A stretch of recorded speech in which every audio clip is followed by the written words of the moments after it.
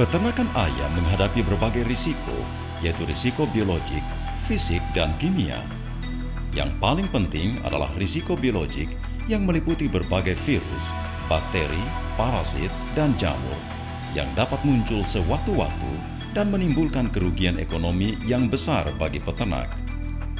Di samping menimbulkan kerugian ekonomi, beberapa virus seperti virus flu burung dan beberapa bakteri seperti Salmonella, Escherichia coli, dan Campylobacter dapat menular kepada manusia. Pengendalian flu burung memperoleh prioritas utama karena penyakit ini berpotensi menimbulkan pandemi.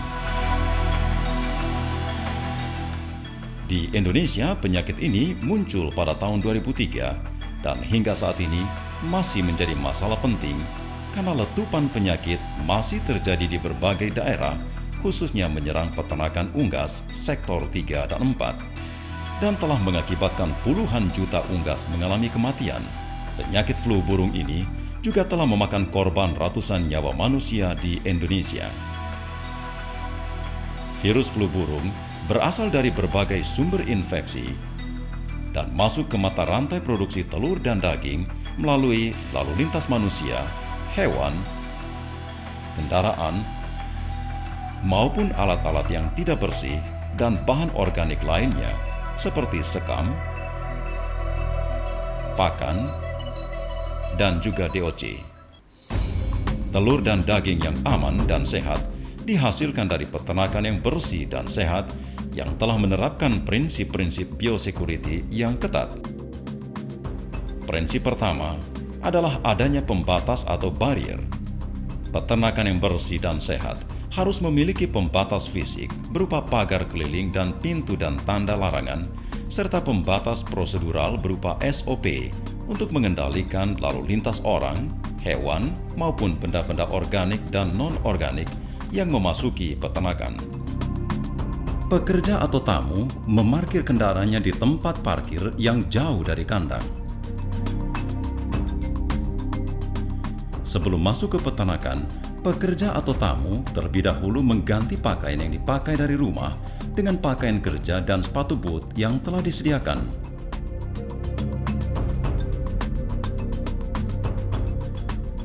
Setelah mengisi logbook, pekerja atau tamu menuju pintu masuk peternakan dan melakukan pembersihan dan desinfeksi terhadap sepatu boot dan tangan.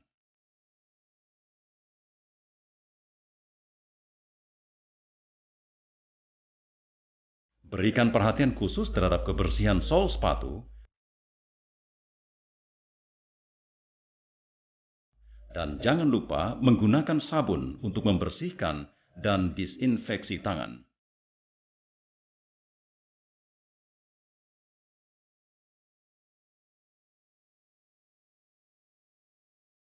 Di samping itu, gunakan alkohol 70% untuk menyemprot sepatu boot dan tangan.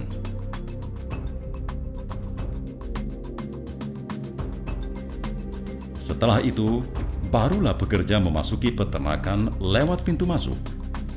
Pekerja peternakan hendaknya tidak memelihara unggas di rumahnya.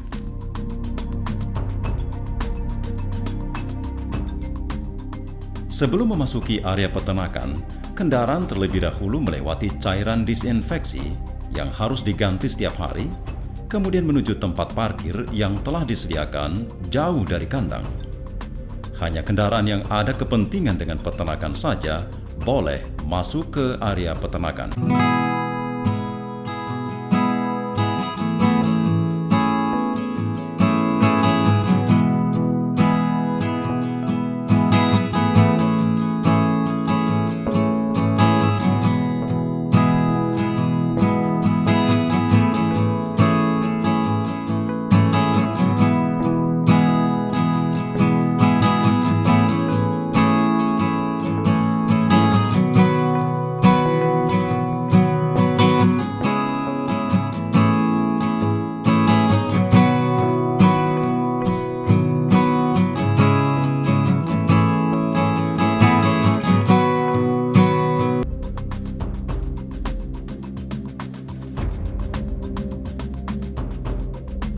Prinsip kedua adalah meningkatkan kekebalan tubuh ayam.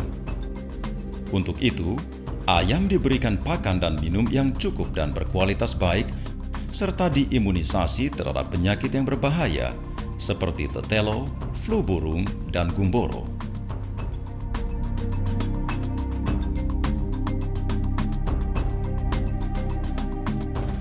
Prinsip biosecurity yang ketiga adalah pembersihan dan disinfeksi untuk mengurangi jumlah patogen atau bibit penyakit yang ada di peternakan. Pembersihan kandang diawali dengan pembersihan kering, yaitu mengangkat semua kotoran kering.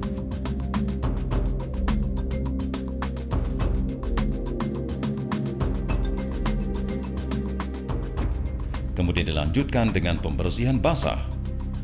Pembersihan basah meliputi penyiraman dengan air yang cukup, diteruskan dengan penyikatan dan akhirnya pembilasan. Penggunaan air yang cukup sangat perlu untuk memperoleh efek dilusi. Setelah kandang dan alat-alat kandang serta alat transportasi dibersihkan dengan sempurna, barulah disinfeksi dilakukan agar desinfektan dapat bekerja secara efektif. Bacalah dengan seksama cara penggunaan desinfektan menurut anjuran produsennya. Dalam tahap disinfeksi, ayam-ayam yang mati harus dibakar atau dikubur di tempat aman di lingkungan peternakan. Kemudian dilakukan istirahat kandang kurang lebih 2 minggu sebelum siap dimasukkan DOC.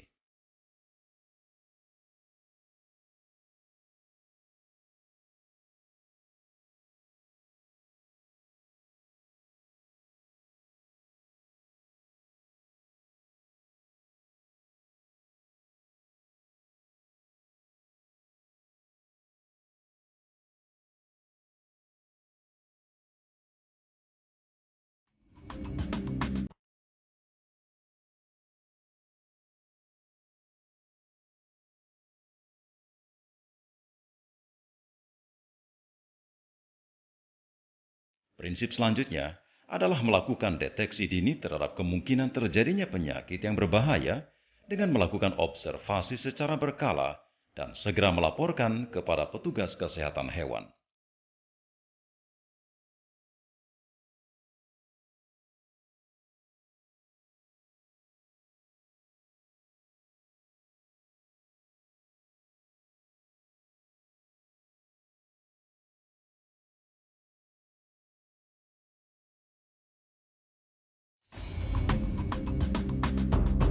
Dimensi waktu dan jarak harus menjadi perhatian, misalnya jarak antar kandang dan jarak dengan peternakan sekitar. Demikian juga, masa istirahat kandang selama 2 minggu harus menjadi perhatian utama. Prinsip biosecurity yang terakhir adalah melakukan seleksi terhadap semua benda dan bahan yang akan dimasukkan ke peternakan dengan cara memilih dari sumber-sumber yang memiliki risiko paling kecil. Artinya, ambillah atau belilah DOC, pakan, obat-obatan, alat-alat peternakan, dan sekam dari sumber yang terpercaya. Setelah kami beserta teman-teman peternak lain di Desa Selanbawa ini mendapat pelatihan dari Pre Asiar, alhamdulillah hasil daripada penerapan biosecurity yang kami dapatkan di dalam pelatihan itu, kami bisa menekan penyakit dan juga mengurangi antibiotik yang kami pakai, sehingga hasil yang kami dapatkan lebih maksimal. Dengan penerapan biosecurity yang ketat di peternakan unggas, maka produksi dapat ditingkatkan, risiko penyakit dapat dikurangi, memberikan insentif kepada peternak unggas skala kecil. Salah satu insentif yang diberikan adalah penetapan harga premium untuk produk dari peternakan biosekur.